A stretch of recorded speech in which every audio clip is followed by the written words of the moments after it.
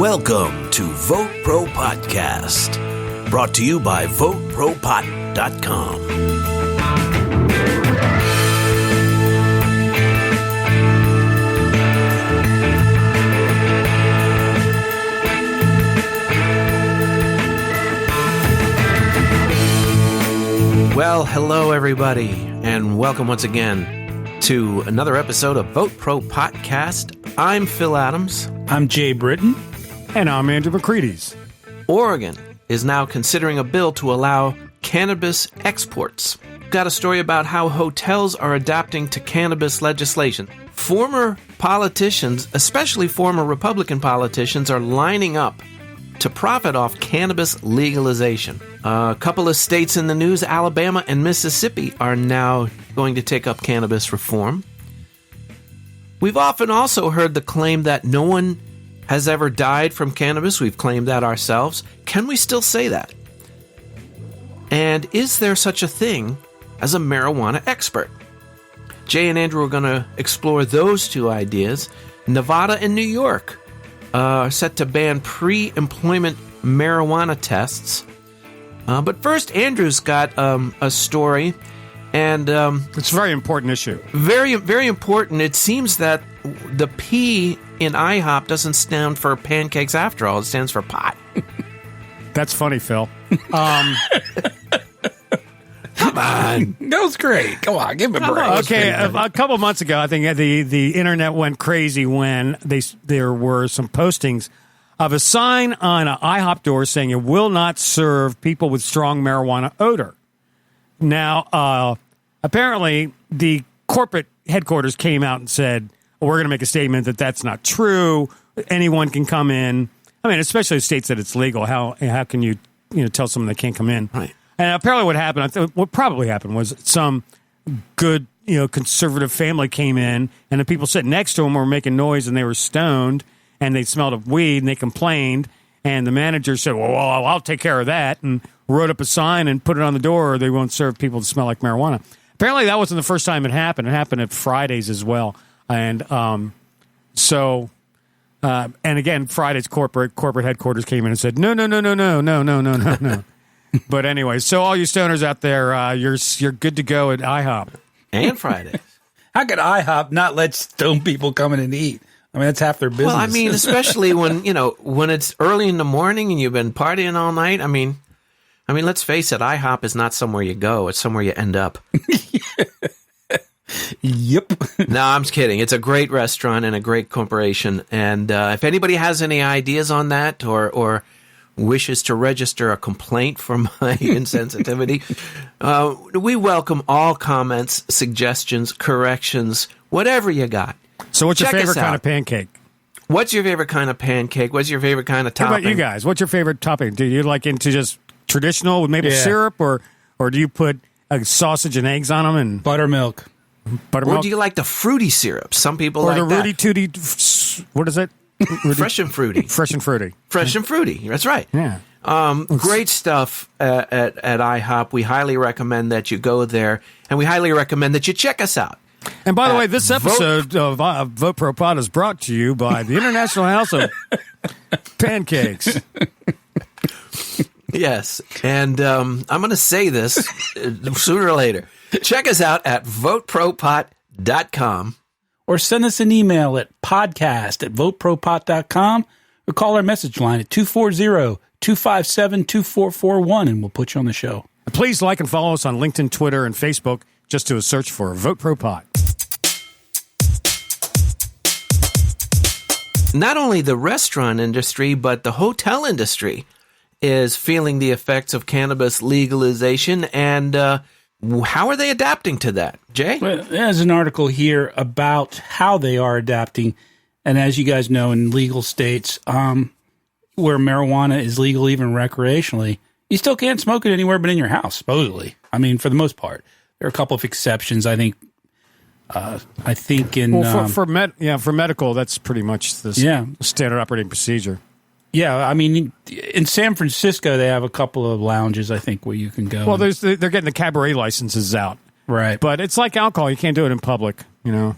What they're doing is a lot of the large hotel chains are looking at ways that they can, accommodate users, people who like to partake. And certainly, I mean, if you're a medical user and you need to take your medicine at night, what are you supposed to do if you like to smoke it? So anyway, in recent months, a number of states have actually moved with reform measures. In Colorado, the legislature recently approved a measure that would allow marijuana hospitality spaces where cannabis may be consumed. It would also permit retail cannabis stores to create similar consumption spaces. That bill, which also amends Colorado's Clean Air Act to provide an exception for these hospitality spaces. So Nevada is doing the same thing, essentially. Massachusetts has a similar bill. It's a pilot program for adult use social consumption establishments. So it's hard to imagine. I mean, it's like smoking. You can still smoke in designated areas, right? I mean, if you go to a restaurant, they have an outdoor space. You can go out and smoke a cigarette, right? Yeah. But you can't do that with marijuana. In airports, I've been to airports where they have these glassed-in rooms for cigarette smokers. Right. And sort of like a hot box, Yeah. So maybe they'll start doing stuff like that for cannabis. I think there's something like with HVAC, it's about replacing all the air in a room, how long it takes to replace that air. So what you do, you get a system that totally replaces all the air in the room every minute or so, like a super high rate. Right. And you could have people smoking flower and not really have any accumulation of smoke. But it's all about flower. I think vaping, who in the hell knows? Yeah, nobody would know. I mean, right. Kids are vaping in class in high schools now. And you can't really tell. Right. Yeah, you can't really tell. But So it's just about flower. You're still not allowed to vape in most public establishments, even though you can't tell them. If you're in a restaurant or a bar or, at a concert and you pull out a vape, and I'm not talking about weed, I'm talking about just a regular vapor, and you hit it, right? They'll come and haul you out of there or give you a warning. Or ask you to stop, Yeah. So anyway. But if you're in a smoking area outside of a bar and you take a hit of a vape pen sitting around a bunch of cigarette smokers, I suppose you're fine. No one's going to notice. So I think that's one of the next big movements in the cannabis movement is finding public spaces to consume your cannabis. Don't you think? So do you think we're going to start seeing coffee shops like in Amsterdam? We'll see those in the United States. Yes, I think so. I mean, I think it's a matter of time. Yeah, it's a matter of time. Because it's at some point. I mean, this is America, and at some point, you got about a public demand. The problem is when you talk about cigarettes, at least, it's all about secondhand smoke and people who don't consume tobacco complaining. So I guess it would be the same for marijuana. Right, and the public has kind of spoken on that issue. They don't want to be able to smoke in a restaurant while they're eating. And I understand that. And I think some of it has to do with municipal laws, but a lot of it has to do with people just don't like it. Yeah. But for the longest time, people smoked everywhere. No one really talked about it. Right. And I remember being in the restaurant and bar business. They had smoking areas and non-smoking areas and all that. But and smoking was never. But what was a big deal in the bar and restaurant business is when someone lit up a fucking cigar. Yeah. Well, that is just too much for me to deal with. And that's how I sort of say, when someone lit up a joint, it would be like lighting up a cigar. It's like, man, that's just like it's too pungent to deal with. And I understand that. I really do. Absolutely. Right. Especially if you're eating. Definitely, I get it completely. So you have there's a lot of bars now have outdoor decks. Excuse me, I want a Zima, not emphysema. Thank you. Zima, you sissy. Going back to the political realm, and this is not just political realm because it's kind of surpassed that.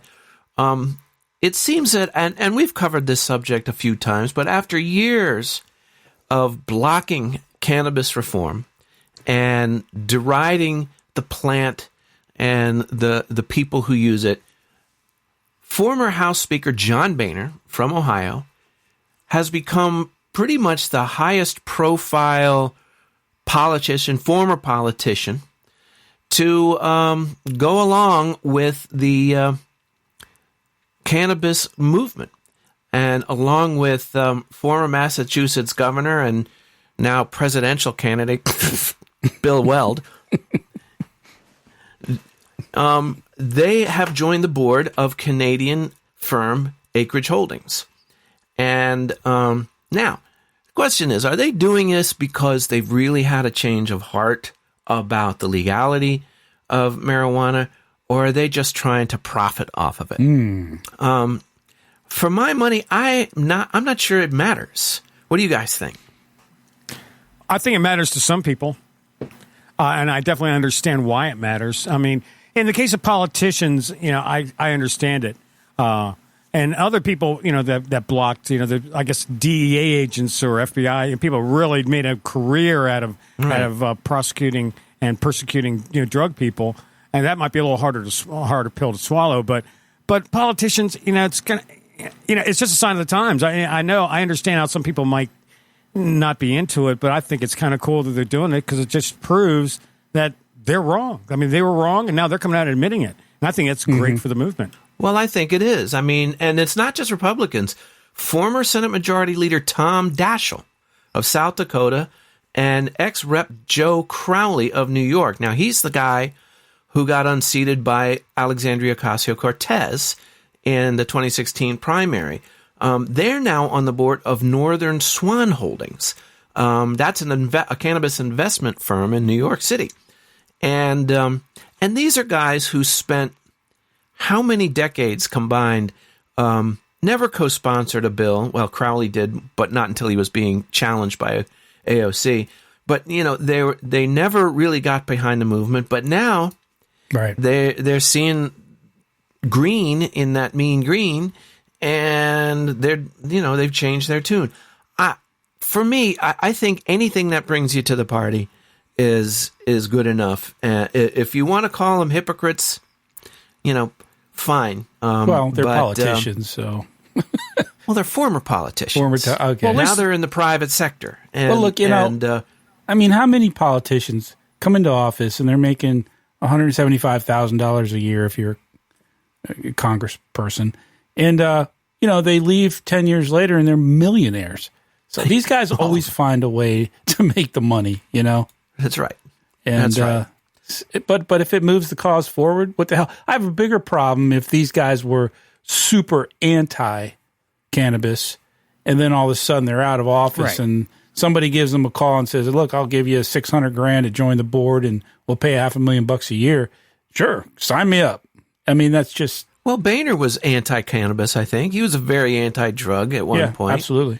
Yeah, so for sure. But if guys like Boehner can get on the phone to guys like Lindsey Graham, who's still in the Senate, or if Tom Daschle can get on the phone to one of his former Democratic comrades and say, "Look, what the hell, brother up," I'd be okay with that. Yeah, absolutely. Me too.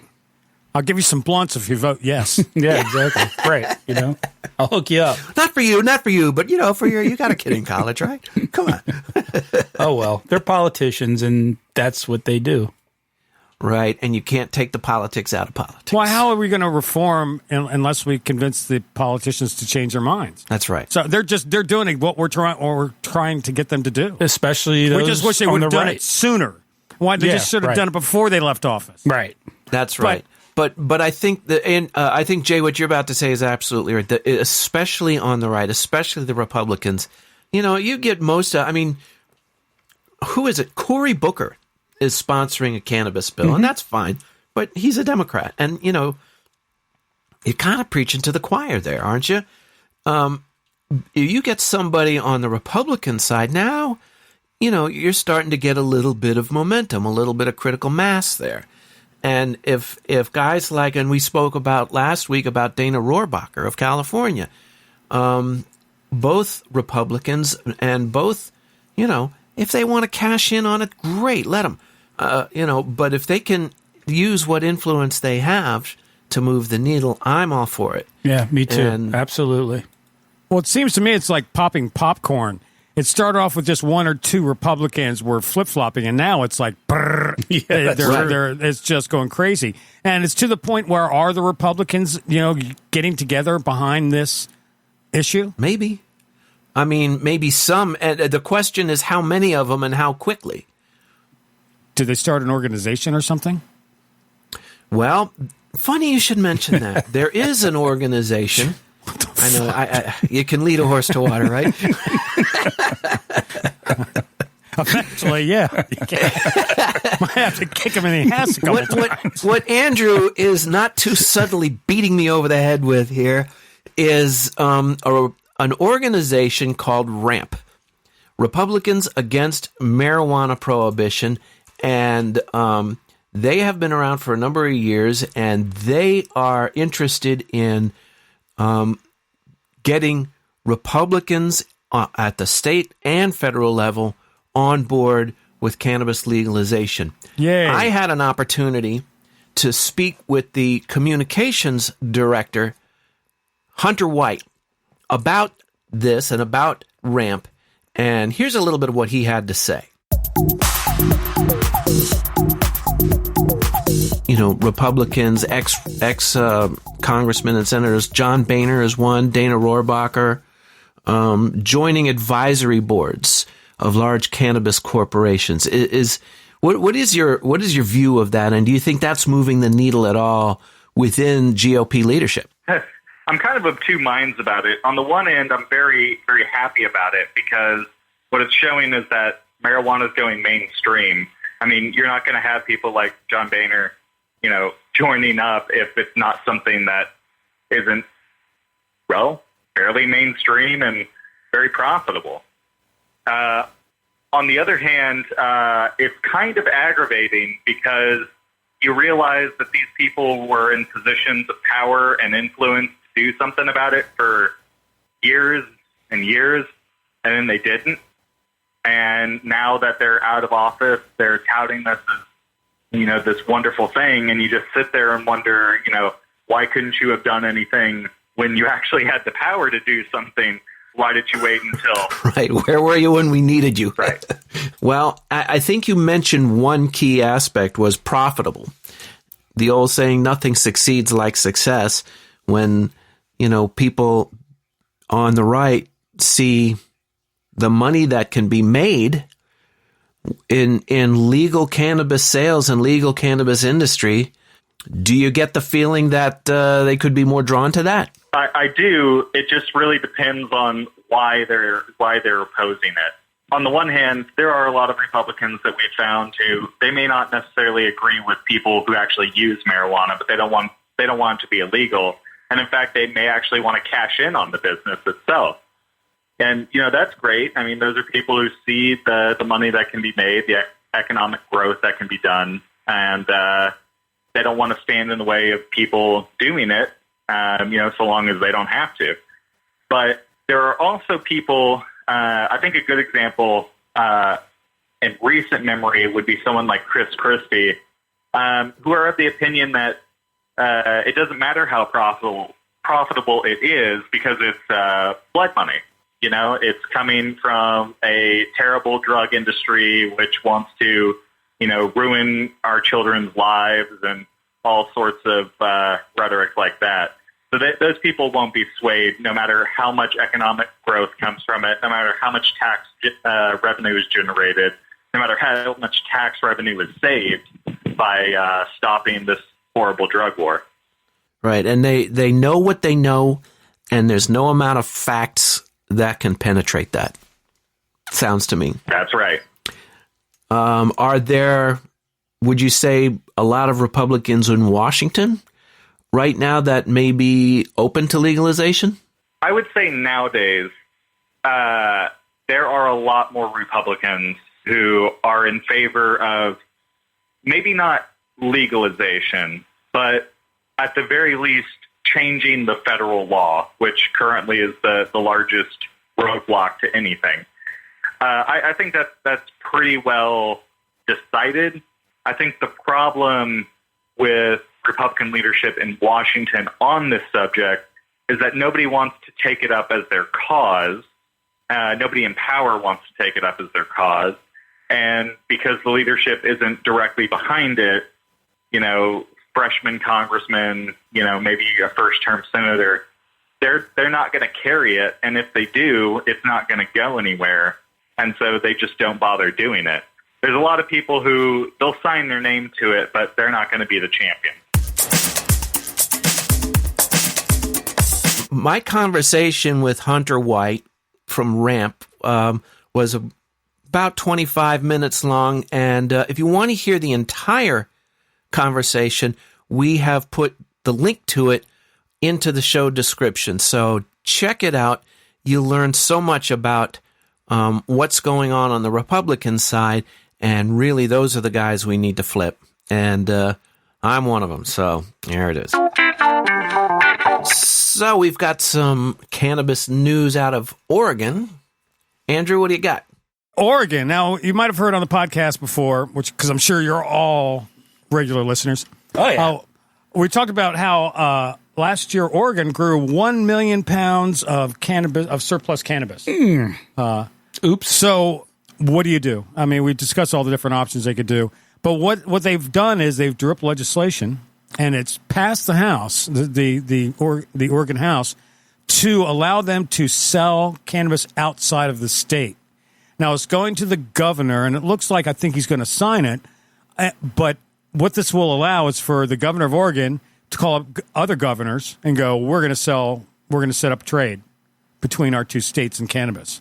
Now, I don't know if this is going to allow Oregon, who has all this extra weed, to sell to Canada. I mean, because it seems to me they'll take all you got. But California has a lot of competition. But this is a good thing. I think what you might start seeing, especially in the processing end, I think there might be some processors that are going, I need product. I just need just popcorn buds. I need, So you're going to start seeing that kind of stuff over state line. A bunch of wholesale sales. Again, I'm not talking retail, so wholesale, obviously. But this is a good thing. I think another state that should be doing this is Maryland, because Maryland should be able to sell to the D.C. medical dispensaries, because D.C. doesn't have a lot of grow. There's no space. Right. I mean, It's a little town. So it'd be good for the medical patients, and be good for the Maryland industry. It'd be good for the D.C. industry. And face it, guys, D.C. is in Maryland. Right. D.C. borders the Potomac River and Maryland. If I'm not mistaken, I think I read in this article about Oregon that this allows for them to sell to states that border Oregon only. Is that correct? I think. Yeah, Washington and California. Yeah, that's a big enough market. Oh yeah, California is a big enough. That would preclude but just so Canada, people understand, it's not like they can sell to Michigan or. Yeah, but if they can sell to Washington, Washington borders Canada. I don't know. Yeah, well, can Washington sell to Canada? Yeah. I think you just can't transport it over illegal state. Well, it'll be interesting to see how the feds address this too, because technically you can't, move it across state lines, period, from a federal standpoint. There was talk about getting an exemption letter from the Department of Justice. Oh, I see. Okay. Interesting. Okay. Because the federal government still does have the sole authority to regulate interstate commerce. They could kill the party if they wanted to. If they wanted to. That's right. So, okay, well, that's great. But the first step is to get it through Oregon. Well, it's not just Oregon, but there's some doings transpiring down south too. Isn't that right, Jay? Believe it or not, a couple of the reddest states you can think of, Alabama and Mississippi, Roll Tide, are both looking at cannabis reform, in both in different ways. What I mean by that is, in Alabama, Republican Governor Kay Ivey signed a bill to create a new medical marijuana commission. So that's not exactly a bill or exactly a law. It's a freaking commission. But they'll study the medical cannabis and help draft proposed marijuana legislation ahead of the 2020 session in Montgomery. So the commission bill emerged as a compromise after a full medical cannabis legalization measure sponsored by Senator Tim Melson, a Republican of Florence, passed the Senate but stalled in the House. So that's how Alabama's approaching it. They're going to set up a committee or an investigative board, so to speak.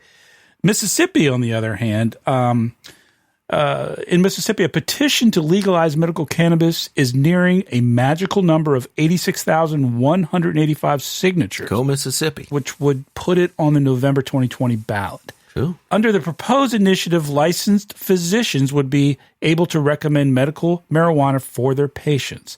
There would be a state, issued ID card, just like so many other states. So It's looking good. It's looking good in those two states. We'll see. The issue, of course, is there's a lot of opposition in those two states. The state legislature is very red and very anti-cannabis. Right. Well, I think Mississippi sounds to me like they're actually taking action, whereas Alabama is just kind of talking about it. I mean, commissions is what you do when you want to show people that you're doing something without really doing anything. Well, but it did pass, one branch. And it failed in the Senate. So, I mean, I think this was a compromise. Well, I could be wrong. I hope I am. Yeah. Well, so we shall see. But if you were asked to ask our audience, what are the two states? What are the two last states that are going to legalize marijuana? Two of the states that would probably come up would be Mississippi and Alabama, right? Alabama. So anyway. Some of these states who allow for ballot initiatives are getting a rude awakening. They are indeed, because Andrew. Definitely. Because I don't think there's a single state that doesn't poll majority of the citizens in favor of reform. Yeah, that's pretty much a given now. Well, now we've often made the claim here on VoteProPot-Cast that no one, as far as we know, has ever died from ingesting cannabis. The question is, can we still say that? Yeah, you've probably heard this story if you follow cannabis news. There's a coroner in Louisiana. It's at St. John's Parish. His name is Christy Montague. I think that's how you pronounce it. So anyway, a woman passed away recently, and he claimed on his forms that the woman died of a cannabis overdose. Specifically, the 39-year-old woman was found dead in her apartment in February with no obvious cause of death. There were no signs of trauma and no internal organs. All of her internal organs appeared healthy. The only thing even remotely amiss, according to this coroner, was that the woman had elevated levels of THC in her system. And to be exact, she had a THC level of 8.4 nanograms per milliliter of blood. And that's, according to him, estimated to be about 15 times the discretion threshold. So this guy claims, I couldn't find anything else, so I said she died of a THC overdose. So the problem with that is a lot of people are saying, well, wait a minute here. No one's, as far as we know, ever died from THC overdose, ever. And several physicians and other coroners around the country are saying, we'd like to see this, we'd like to look a little further into this because, this is huge publicity. The first person in the history of man to die of THC. One guy, Keith Humphreys, is a former senior policy advisor at the White House Office of National Drug Control Policy. And he points out, and this is, I thought, a great point, the math just doesn't work. He says millions of Americans use cannabis. He said many of them use it daily. That adds up to billions of cannabis doses consumed annually in the U.S. Even if the odds of death from cannabis overdose were 1 in a million, the math alone would say that there would be a couple thousand cannabis overdose deaths per year. So, we'll see what happens with this, but whether or not it'll be reversed. But as of right now, it's the only case in history known of a person who supposedly died of a cannabis overdose. The problem is that, he doesn't know anything about, the coroner really doesn't know a lot about cannabis. Because there's really, if you think of it, there's no such thing as a real cannabis expert. Right. I recently read an article about this. And they did a poll about how doctors, 80% of most physicians, have absolutely no idea about the medical benefits of cannabis or how to prescribe it or dosing or anything about that. And so if the average doctor doesn't know anything about it, why, it's obvious that there's not a lot of expertise out there because the government has always been fighting research. So what research was done to find the adverse effects, not just a real study on it. But more and more people are starting to understand it. And that's what we really need to do, I think, is we need to start educating doctors. The medical community really has to come around and embrace this and learn about it. That's a good point. They're obligated to do it. I mean, it's a responsibility. There's too many patients using it for them to ignore it further. Good point. I agree. And to say that this woman died from cannabis because there was a level different from others, that's a stretch. There's got to be more to it than just the level. I mean, why because she had a high level did she die? Right. What about having a high level was toxic? See, that's the question. You can't just say that was a high level, ergo she died from it. Yeah, that makes no sense people at all. have high levels of THC all the time. Chronic users probably have that and more. And so what was it? What, did it cause a cardiac arrest? Did it cause a stroke? You don't just, a poison that poisons you causes something to go wrong with your organs. Right. Well, you don't just. One of the interesting things in the wrap up of this article is that the deceased woman's boyfriend says the woman had been treated for heart issues just days before she died.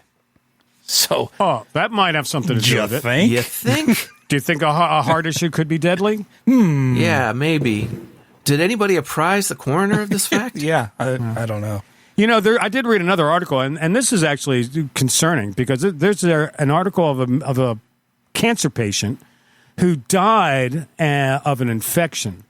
Now, there was another patient who had a similar infection but didn't die. And the doctor decided, it was a good doctor, and he said, I'm going to find out what happened here.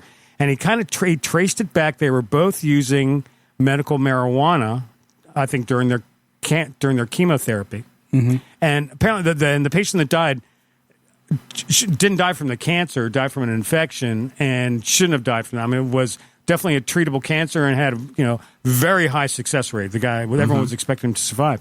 Right. But they traced it back to they got an infection from the medical marijuana they were smoking, or I shouldn't say medical.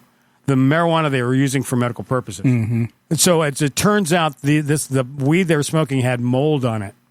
And the mold compromised. And apparently when you have a compromised immune system, you're more susceptible to infections. Sure. Whereas a lot of people probably smoked that exact same weed and were healthy and probably had no problem with it. Mm-hmm. This guy who was really sick couldn't fight off the infection and apparently died from it.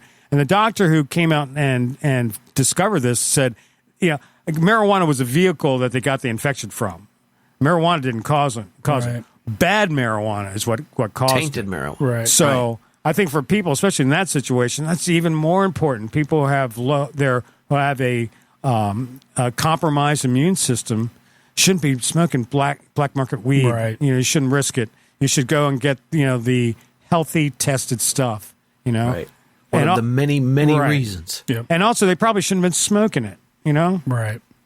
And they probably should have got some Rick Simpson oil, so many or other an edible, ways, or tincture, or a vape, or even a vape. That guy would be alive. So this is even more another reason. This is a big reason why I think people should vote yes for pot for cannabis reform, especially medical. At least medical marijuana. Right. You got to give it to them. And this is another reason again to be very careful with black market product. Well, let's get back to Nevada for a minute. And you driving? Huh? Are you driving? Let's go. Well, you know what they say. What happens in Vegas stays on YouTube. Well, this is some good news out of Vegas and New York. Okay, both have passed laws which bans pre-employment marijuana testing. Senator Steve Sisolak signed a bill into law Tuesday. AB 132 is the name of the law, makes it unlawful for some Nevada employers to refuse to hire someone should they test positive for marijuana use. There are some exceptions, but I think the exceptions kind of make sense. I mean, basically, anyone applying to become a firefighter, an EMT, or a job that requires them to operate motor vehicles cannot test positive for marijuana.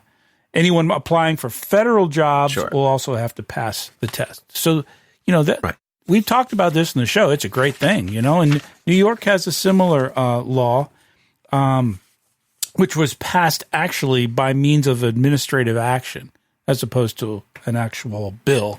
So does this mean if you work somewhere and they test you for it and you fail for pot in those states, they can't fire you? That's right. That's right. And they That's what it can't means, I think. refuse to hire you because you have... for failing marijuana, for testing positive for marijuana. That's right. Which means they're probably not testing for marijuana anymore, unless it's one of those high, safety positions. Right. Which makes sense. So, but if you're not, and you do get fired, you have grounds for a lawsuit. Yeah. Yeah. Well, now the New York bill is a little more stringent, a little more strict in terms of what's not allowed. It's still police, positions requiring construction safety, OSHA certifications, positions requiring commercial driver's license, positions involving supervision of care of children, medical patients, or vulnerable persons, as defined by other New York laws. Other positions with potential to significantly impact health or safety is determined under the regulations to be enacted or identified on the website. And then they list a few other things. So New York's is a little more stringent. That sounds like sensible restrictions to me. I think so. If you're going to be working with children, or you're going to be operating motor vehicles or driving a freaking bulldozer, you probably shouldn't be stoned off your ass. You know what I mean? I don't know, man. I think they should allow cops to smoke. I mean, definitely cops should be allowed to smoke. Chill them out a little. And if you had to deal with little kids all day, man. Yeah, I'd have to. If you didn't allow them to smoke, they'll be all alcoholics. Father of the year over there. It's one of the other, Which is fine. I guess, Yeah, I'll trust my kid to be driven around in a bus by some alcoholic, but not a pothead. Yeah, right. What was that bus driver on The Simpsons? Think of that guy. Yeah, I do. Man, when I was in high school, that guy drove my bus. It was a long-haired I remember hippie that guy. dude. Yeah. Remember that guy? And he had like these speakers that he like a magnets that he put on the side, and it was like this distorted, and he was like playing like Iron Butterfly in the morning, going, oh, and I got the Vita. I remember he said, I don't care if you smoke, just throw the butts and the roaches out the window. I don't have to clean them up. Well, that was a little different time, Andrew. A little bit of a different time than today. That's for I sure. remember our bus. In the back of the bus, everyone smoked weed, and then there was like 5 seats of empty space. Yeah, and then the front were all the non-smokers. Yeah. That lasted until the assistant principal walked on the bus one day. He walked to the back and went, I need to talk to you guys.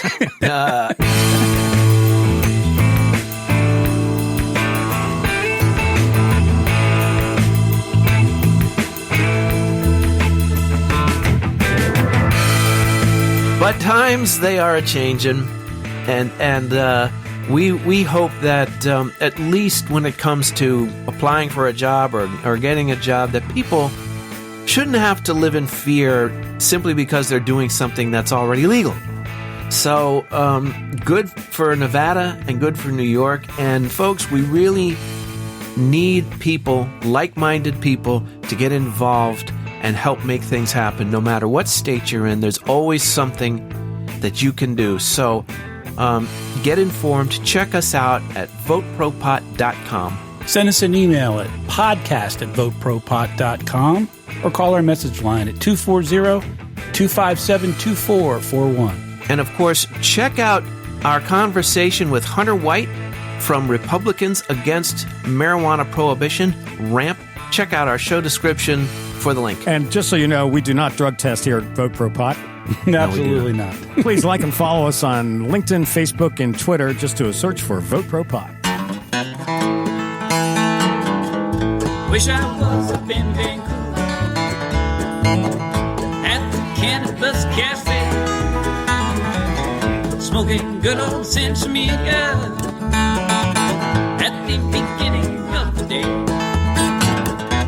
But here I am in New York City, hiding out in Central Park, getting kidnapped by the police today sometime before dark.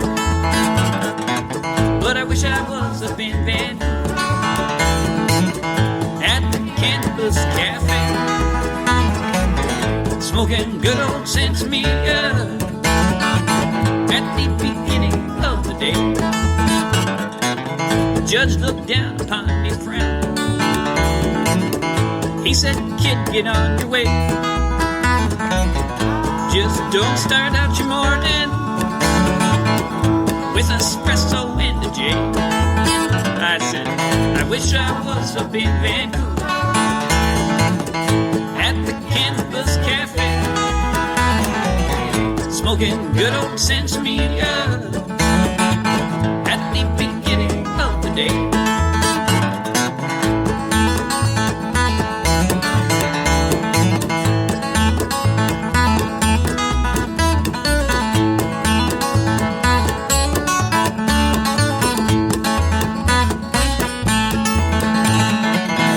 Hitched on out to Portland, caught a ride up to BC, took the bus over to the neighborhood to have a bowl with my coffee. Now I'm up in Vancouver at the Cannabis Cafe, smoking good old sense media at the beginning of the day. Smoking good old sense media